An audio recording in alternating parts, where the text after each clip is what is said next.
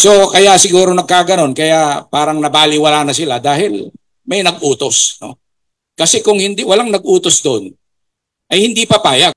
Kay Sir General, kayo po yung retired general at siguro alam nyo yung mga patakaran sa loob ng inyong nasasakupan o kay General pa. Si Pangulong, dating Pangulong Duterte ay ikinulong, kinustudya sa Villamor Air Base, sundalo, kampo ng sundalo. Pero ang nangangasiwa ay pulis. Bilang dating sundalo, tama ba? Sundalo ba, sir? So, yung binibigyan ng dating Pangulo, merong respeto, may PSG, Presidential Security Group, na siyang mangangasiwa sa seguridad ng dating Pangulo. Ano mang mangyayari, kahit siya hindi na Pangulo, pero merong karapatan, sasalig sa ating saligang batas, kung hindi ako nagkakamali, may karapatan na mabigyan ng proteksyon ang dating Pangulo bilang malaking ginagampanang papel sa ating bansa. Sa tingin nyo, merong mga paglabag kaya ang ginawa ng pamahalaan dahil yung kanyang PSG, siya ay ikinulong o nasa kustodiya ng kampo ng militar, pero walang nagawa ang militar. Bagkus ang nangangasiwa ay pulis, General. Maraming salamat at unang-una gusto kong bumati sa lahat ng mga nakikinig at sa inyong suporta. No? Yung katanungan na napakinggan naman po natin at napanood din po natin yung mga pangyayari. No? Unang-una, malaki po ang naging violation dito, wala pong due process. Imbis na po dalhin ang ating former president sa korte, para doon, no, doon na masimulan yung due process, ay dinala sa kampo, no, ng militar. Kaya nung dinala pa lang doon, alam ko na ang mangyayari. Kasi sabi ko, umaga pa lang nung bandang hapon na nag-text ako, sabi ko, ano yan? Kaya dinerecho yan dyan sa Villamor Air Base, ay ililipad na yan. So dapat yung mga taga-suporta ay magpunta na doon. Dahil alam ko na agad, no? Nabasa ko agad yung ibig sabihin. So anyway, nangyari yon. Yung namang sabi nyo, bakit nandoon si General Torres, sabi pa nga niya, nagyayabang, 2-star na ako. Ako ang pinakamataas dito. Sa amin po, meron po kaming sinusunod na prinsipyo o doktrina sa military.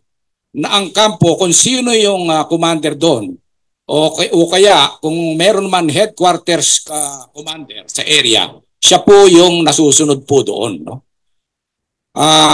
Kaya nga nakapagtataka bakit walang humarap doon na mga senior military officers. Alam naman natin yon dahil siyempre commander-in-chief na utos na yan ng isang commander-in-chief dahil hindi naman susunod, hindi naman pahihintulutan niya ng commander sa area kung walang utos ang commander-in-chief, no? So kaya siguro nagkaganon, kaya parang nabaliwala na sila dahil may nag-utos, no? Kasi kung hindi, walang nag-utos doon, ay hindi papayag. Kahit ako doon, paalisin ko yan si General Torre doon. Anong 2-star, 2-star? Kampo ko to. Ganun yan, no? Pero ibig sabihin nun, klaro, may nag-utos, no? So marami pong na-violate doon. No? And ito nga, yung panawagan namin na ito na Manifesto of Sovereignty, Justice and Freedom. Humihingi kami ng suporta sa ating mga talagang naniniwala pa na dapat may soberenya tayo, may justice at freedom na suportahan ito. Dahil po nakakapagtaka mismo pong Secretary of Justice, i-differentiate niya yung sabi ang hindi naman daw ang bansa ang isinorender natin, no? Individual lang daw. Alam niyo po, pag pinag-usapan ng estado o state sa English, no? 4 na elemento po 'yan. Meron pong gobyerno, meron pong tao o mamamayan, merong territory which is the country. Sabi niya hindi naman sinorender yung country. At pang-4 na elemento ng state ay ang soberenya. Hindi mo pwedeng paghiwalayin yan. So nagtaka ako nung una kong marinig, Secretary of Justice sasabihin, i-distinguish niyan, hindi po pwedeng ihiwalay yan. Pag sinabi po nating soberenya, kabuuan po yan. Kaya po, alam na po natin, kahit nung may nangyari po nung 2006 dito, yung dating serviceman ng US, di ba? Meron pong nangyari na akusahan dito, nakakaso. Pero nasa kustodiya pa rin siya ng US, hindi nila sinusurrender. Samantalang tayo, former president, isusurrender mo. Ano ibig sabihin nun? Hindi po nararapat, kaya po tayo wag natin isusurrender ang soberenya natin.